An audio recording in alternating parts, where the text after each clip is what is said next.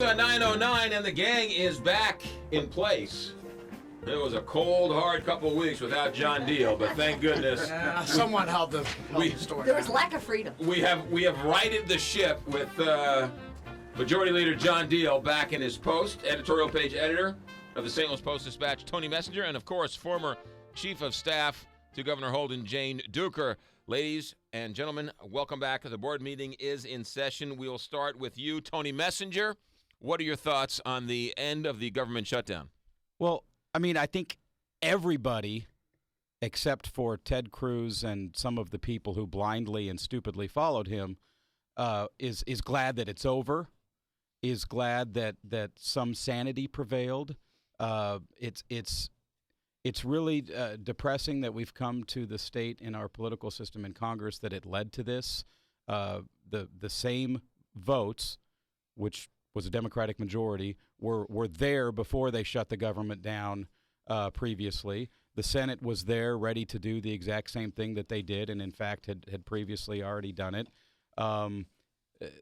There's some good that came out of it in that you had moderate Republicans stand up and say, we're tired of seeing our party stolen and hijacked by these people who don't understand that we have a role to govern. So kudos to Roy Blunt, the only Republican member of the Missouri delegation in Congress who actually voted to keep the government open. Every House Republican voted against it, which means they basically voted for government shutdown and government default and all of the bad things that would have happened.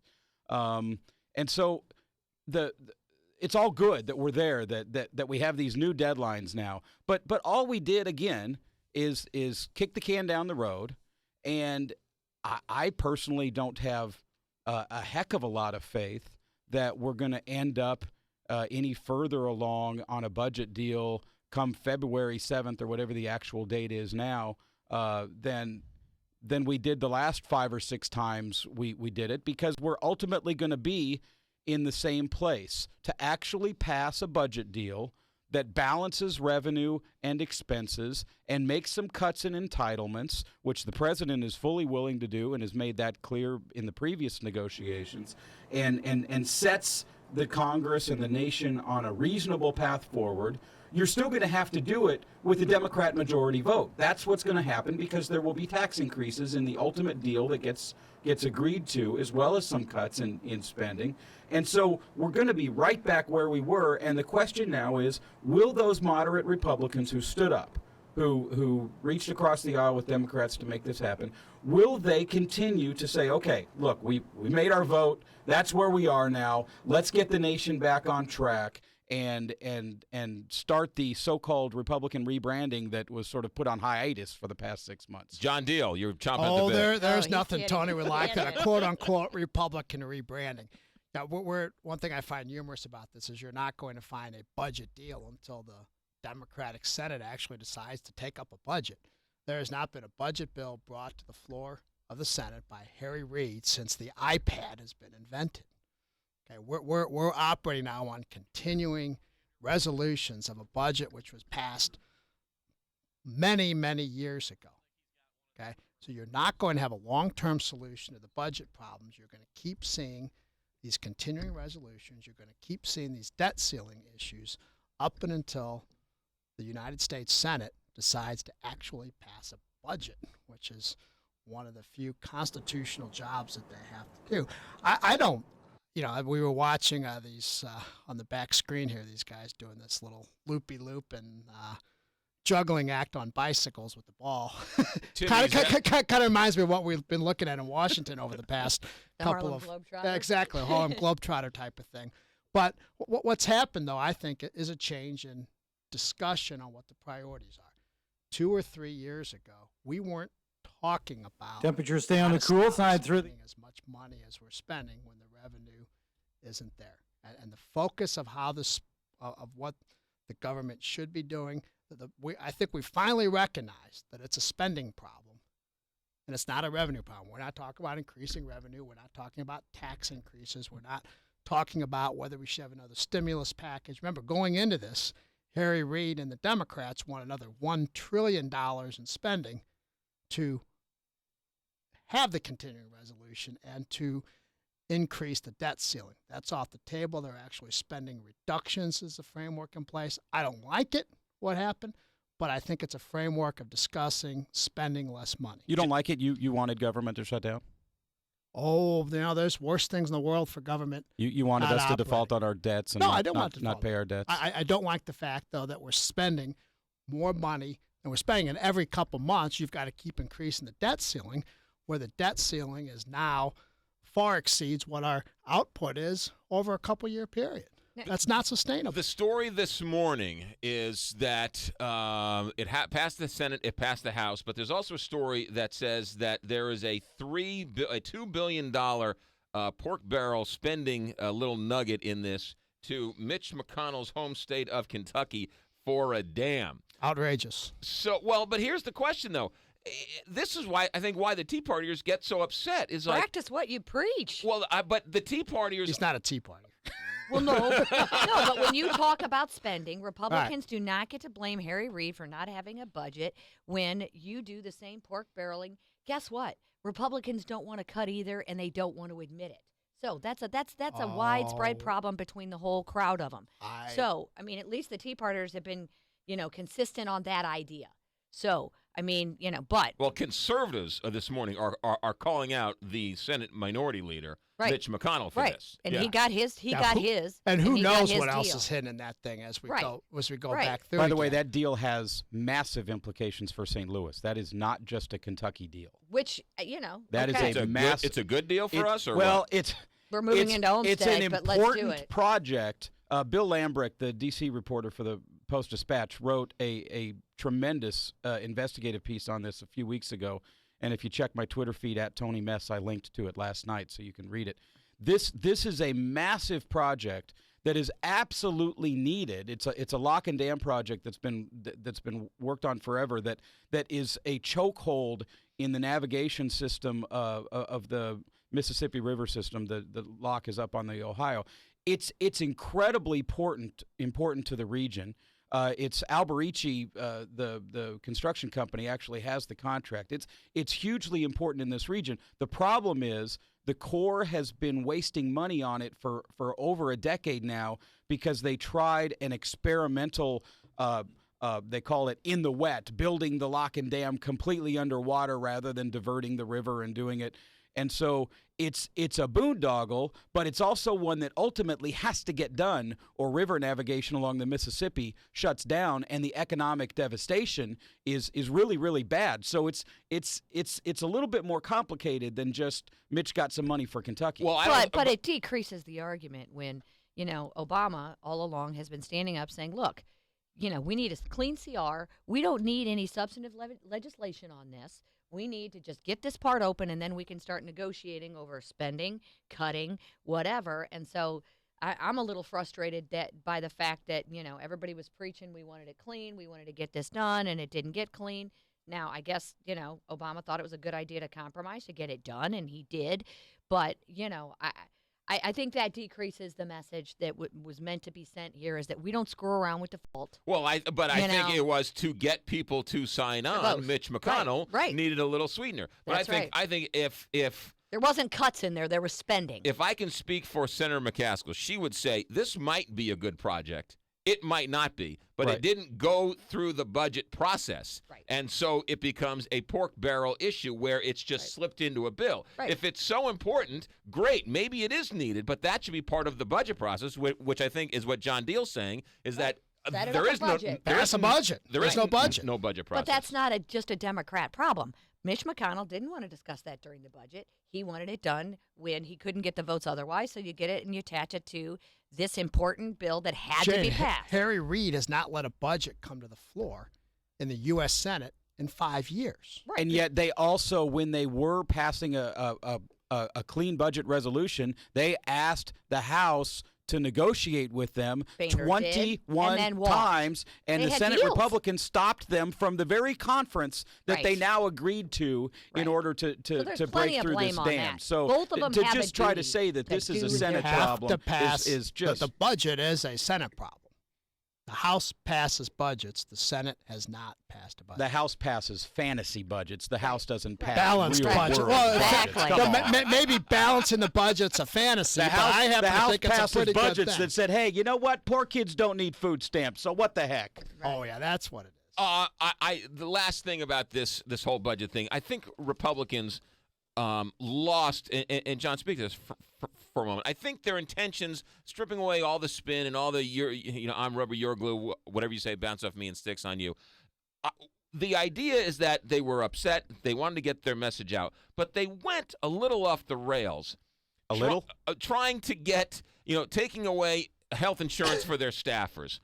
Now making it easy. They complained about the IRS being so powerful as to fine Americans for not getting health insurance, and all they did was make it now easier or make it more difficult for us, or made it easier for the IRS to fine us when it comes to the Obamacare penalties. Somewhere the message got off the rails. You would agree with that?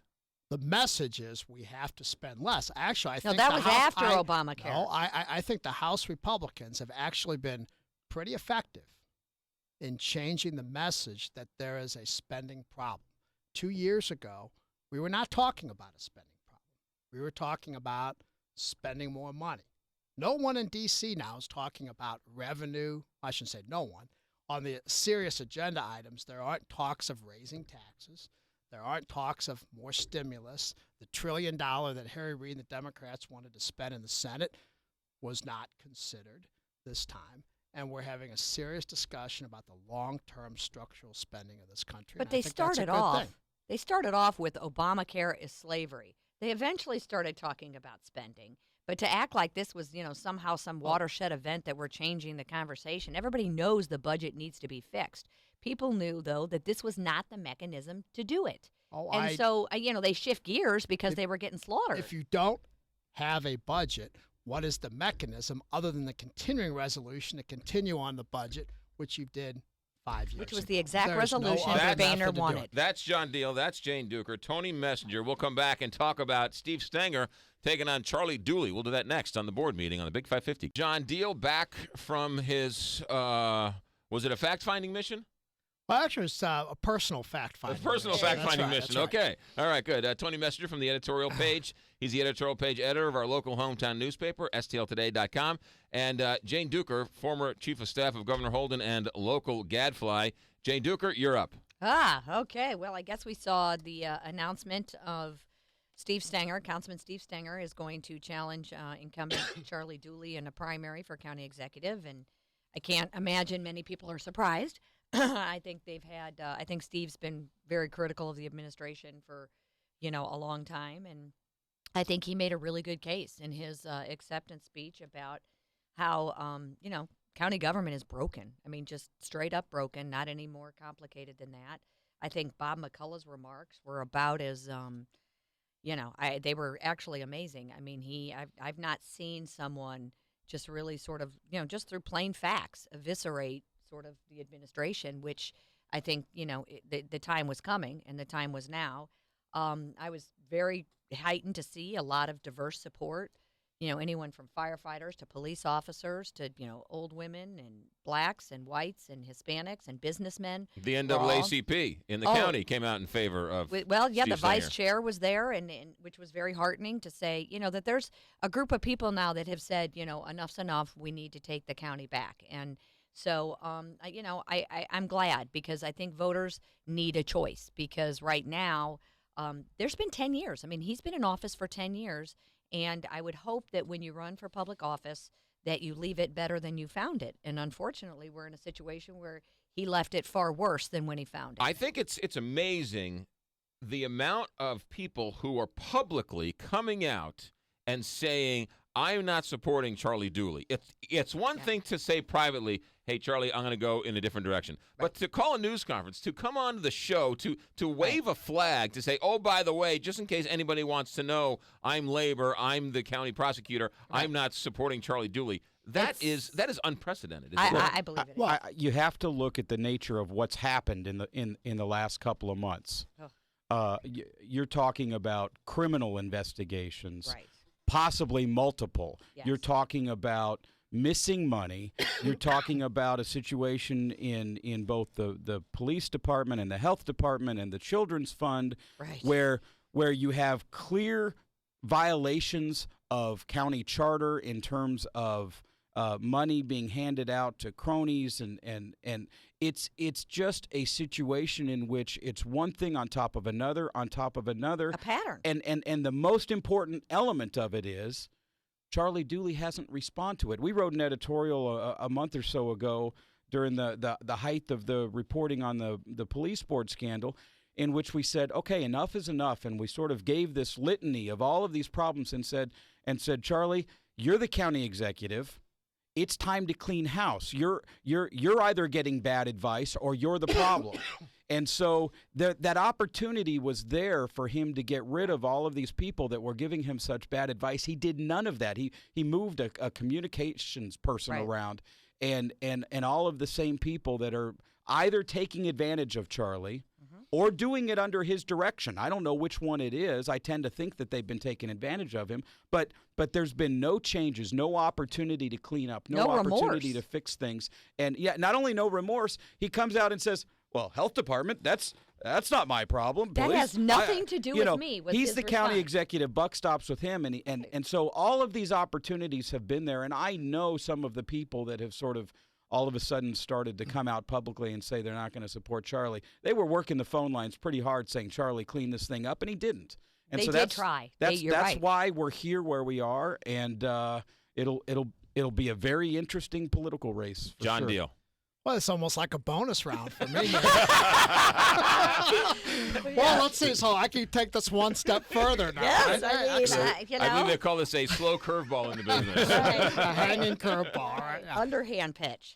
You know, I mean, clearly, I think what you're saying going on is as in the old mafia world, it's a whack within the family here. Yeah. And you know, I think the Democrats are afraid of losing this race. They're coming out publicly now because they fear that if Charlie Dooley stays in it, he could well win that primary.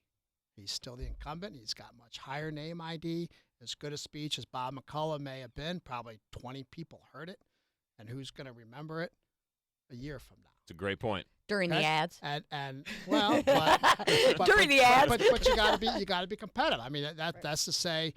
That's not to say you can't run the same kind of ads against Stenger. Right. I mean, that's out there. Oh, I know. And if they don't whack him now, and So to speak. and keep him out, Right. that he's staying in. I think he's staying in, and I think there's a good chance he wins that primary, and it opens up the door for a good Republican to step Okay. in, and I. That's the next point. That's okay. Go because now that you There have is a, no a one. weakened county executive, they're going to be infighting the whole time. Right. Is there room for a Republican to go through that door? Oh, I think absolutely, and I think as you see this thing unfold over the next couple months, you know, if you're a serious Republican candidate who can be funded in this, I think that's a possibility. You're going to wait to see a little bit whether or not this primary actually happens or not.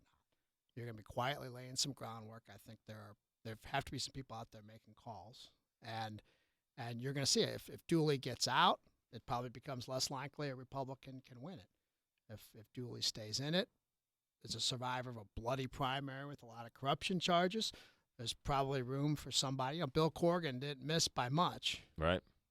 a couple 4 years ago, and the environment's probably better now than it was 4 years ago.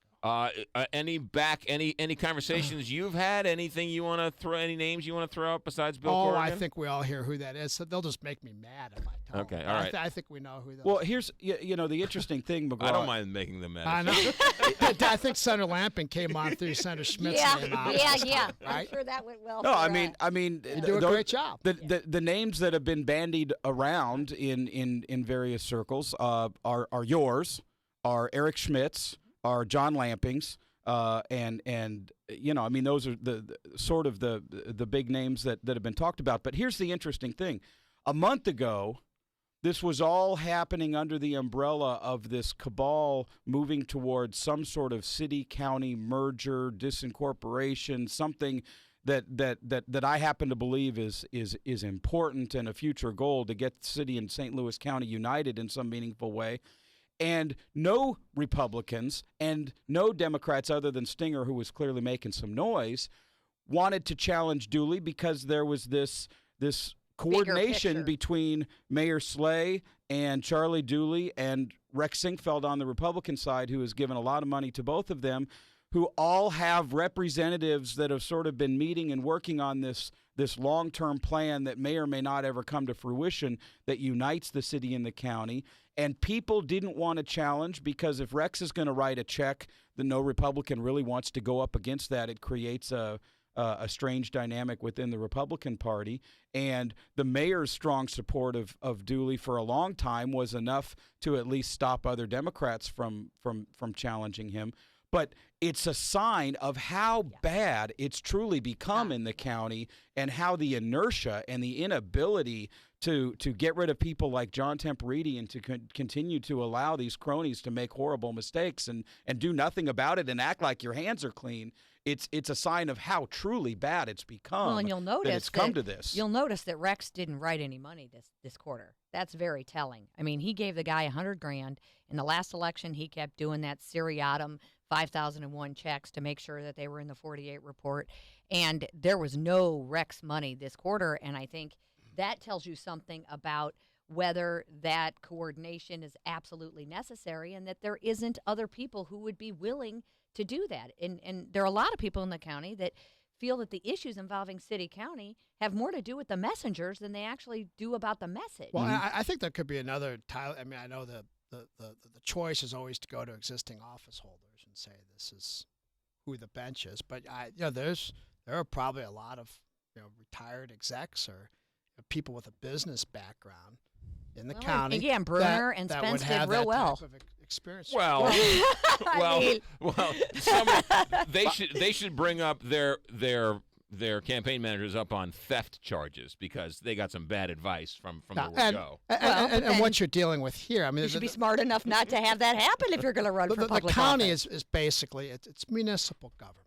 It's not really a partisan. It really ought to be function. more nonpartisan. Right. And I think And the issues that the county has now are structural business, fundamental accountability, checks and balances, Transparency. type of issues. Simple blocking and tackling. So I think there is an opening for somebody with that skill set who could get funded because these guys are going to both be left with zero come August 2014. And some guy that can put $500,000 or $600,000 in the bank between that is going to have a heck of a head start. That is John Deal, Tony Messenger, Jane Duker. Well, when we come back, Maryville, Missouri made national news. We'll talk about it in a moment on the Big 550 KT.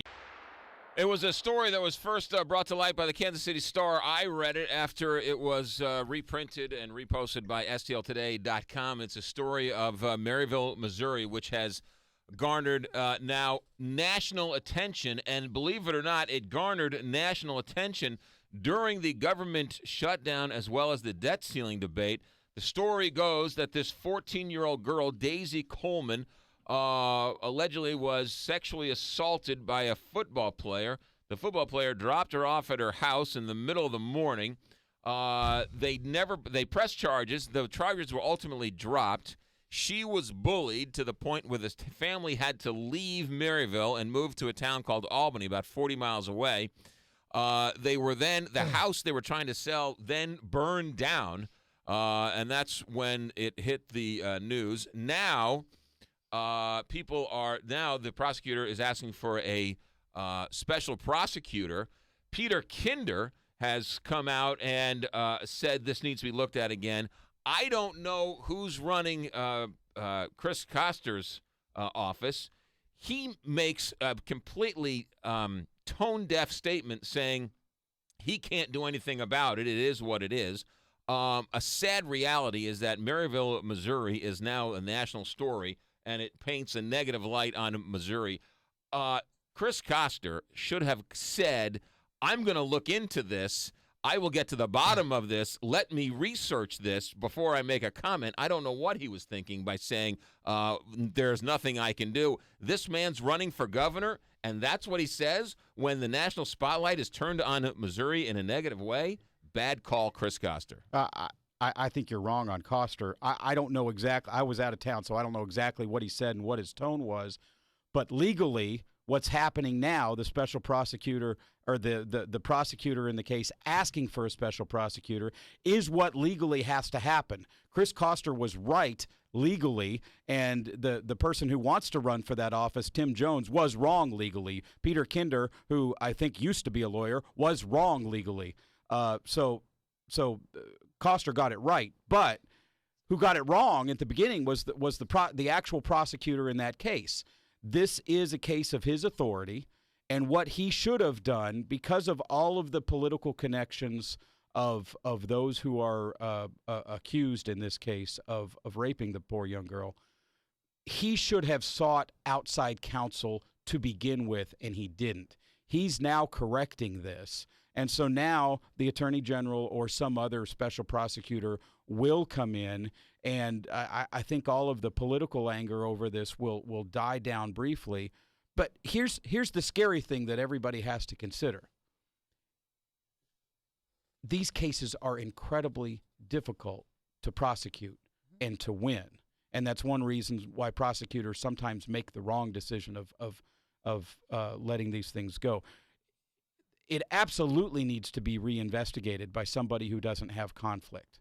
And ultimately that person's going to make a decision as to whether or not the evidence is good and the witnesses are good and they can actually prove a case. My guess is, with all the political pressure now, this case ultimately comes to trial. We've all seen rape cases that we thought for sure we knew that the people were guilty and they get off. And ultimately, a year or 2 or 3 years from now, when this thing comes to trial, I wouldn't be surprised that it becomes another one of those celebrity sort of cases in which who knows what ultimately happens at the end of the day. But right now, it's headed in the direction it should go. The prosecutor who has the authority is asking for outside help. Now it's time for that outside help to start from the beginning and see if justice can't be done in this case. Tony Messenger, I agree with you. This is a convoluted case because it involves alcohol, it involves a 17-year-old football player, it involves a 14-year-old girl, it involves another 13-year-old girl, it involves a video camera or a phone video out there. So, yes, it is convoluted and it is very difficult and touchy.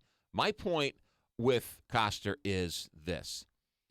Okay, he might have been right to say that, but if you're going to be the governor of a state, you need to take a nuanced position and say, look, I'm going to go look at this. Let me see if there's anything I can do. This has been brought to my attention. That's the smart thing to say. Just because you're quote-unquote right, that's not the right move to make PR-wise. You're looking at it from the context of the job Chris Koster wants to have instead of the job that he has now. I want my state's attorney general to be a good lawyer first before anything else. He did the smart thing as a lawyer, perhaps the bad thing as a politician. I'd rather have an attorney general who's a good lawyer than a guy who can read the optics of a political situation. This is what I think this whole issue was plagued by. I mean, sometimes it's not what you do, it's how you do it. And granted, these cases are horribly difficult. And I don't think that this prosecutor set out, to muck this up on purpose. I think he did say that they weren't cooperating, and they say that's not true at all. Well, and there's always a lot of he said, she said in these kind of cases at every level. But I also think that that I think the indifference to this and the indifference that there was a possible injustice is what really got people fired up. And that's where I think that the prosecutor, horrible press conference yesterday, basically victim blamed, basically said, I don't want to do this, but I'm gonna. Well, that takes away sort of any belief that people care about justice. And I understand you need to be a good lawyer. But part of being a good lawyer for the people is explaining to the people that this is a little bit more. Process matters. And the victims are entitled to it. And if nothing else, the town is entitled to it. And so, I think that coming in and saying, hey, look, I want to offer to help. I think there's a better way to look at this. He could have looked at it from a conflict standpoint and said, you got a conflict. How about if we try to work that out and make this look better so people believe in the process? And by the way, there was a bunch of sunshine law issues here the idea that he closed these prosecutions, well, then all these records should be public. But he didn't want to do that either. So, that's why I think the frustration is the outcome is the outcome. The facts of what happened that night are going to come out or not come out, but those aren't going to change. And the law's not going to change. But I think giving people confidence in the system, having transparency, making sure that it looks like people are searching for justice is very important for the system. And I think that all lawyers, all public lawyers are have that responsibility. John Deal. Yeah, I don't have a whole lot to add. I was out of town too when all this hit. But, the first thing I heard of it was a news account where the prosecutor was saying that the victims invoked their Fifth Amendment rights. And that may have been a media story that was wrong, which I thought was odd. And then they turned around and both mom and the daughter on the radio talking about the event, which is a waiver of any type of Fifth Amendment right that you may have in that as regards to those statements. So it just seemed like to me something that was horribly mismanaged. I agree with Tony that if that prosecutor were handling this matter and he had any sort of inappropriate political contact from anybody in the city that he felt would influence his decision on the merits of the case, that should have been referred out to a special prosecutor. What we don't know yet is whether or not that contact happened. At least I haven't. But it even looks bad. It does look and bad. what's wrong with taking the route of, this is a serious case involving young people. Why would we want to put that taint on it? Let's just do this right and get it done right. And so I think without commenting on the case, because you can't. Koster can't comment on the case. Nobody else can comment on the case because nobody's fully read it like this guy has. But coming out for the process, I think, is always fair game for any public official saying, we got to do this right. I like to say something publicly that this probably doesn't happen very often on talk radio, but it was actually a very thoughtful, interesting, and smart conversation by the three of you. I'm shocked. Thanks, Dad. I'm shocked. I don't know what is going on. Why don't you guys try and do better next week? This is not going to work here. That is Tony Messenger, editorial page editor of the St. Louis Post-Dispatch. Tony, how do we get a hold of you? What's your email address, Twitter account? Email tmessenger@post-dispatch.com. Get me at Twitter at @TonyMess. John Deal, how do we get a hold of you? John at johndeal.org. Jane Duker? At Jane Duker on Twitter. There you go. The Twitterati, Jane Duker. Tweeter Queen. The Tweeter Queen. You got it. We'll come back and wrap it up. The board meeting on the Big 550. We have time for one parting shot. Good morning, Jane Duker. I am so excited that the Cardinals are coming home, and I hope that they slam the Dodgers tonight. And way to go out on a limb. I know, way out there. But I also think that controversial, Jane I Duker. would love this, I would love to slam the Dodger showboating at home. The showboating it's a little bit classless, and I'm very proud of St. Louis. I'm proud of the Cardinals not just because how they play on the field, but the class that they bring to baseball. And it's been very, you can see the differences with the Dodgers, and it makes me proud. They haven't been there. What do you mean? Well, they don't know the Dodgers? Yeah, they just don't know how to handle it. You're right. So who are you blaming? Their hitting coach, Mark McGuire? I don't know, but I'm hoping maybe somebody will get a blow-up pool that maybe they can jump around in when they lose. All I have to say, McGraw, is I'm not here to talk about the past. No, I'm not going to talk about this till January. I want you to know that it all starts and ends with Mike Matheny. He is all-knowing, all-seeing. I love Mike Matheny. Mike Matheny can do no wrong, and you're not allowed to be on the show if you criticize Mike Matheny. There you go. All right, John Deal, Tony Messenger, Jane Duker. Gentlemen, ladies, thanks for checking in. This will be posted up on STLtoday.com. We'll tweet it out. You can follow our tweets at McGraw Millhaven. You can certainly watch us at STLtoday.com each and every morning with our 4 HD cameras here in studio. Scott Sherman is in for Martin Kilcoyne coming up next. And then you got John Carney. And then starting November 4th, Fox 2 will be simulcast at 6 o'clock right here on the Big 550 KTRS. And then the newest edition of the show, Kelly Jackson, comes your way on Monday. Thanks for listening. And, by the way, all the TV at STLtoday.com, all powered by our friends at Taliesin Technologies. Have a great day everybody.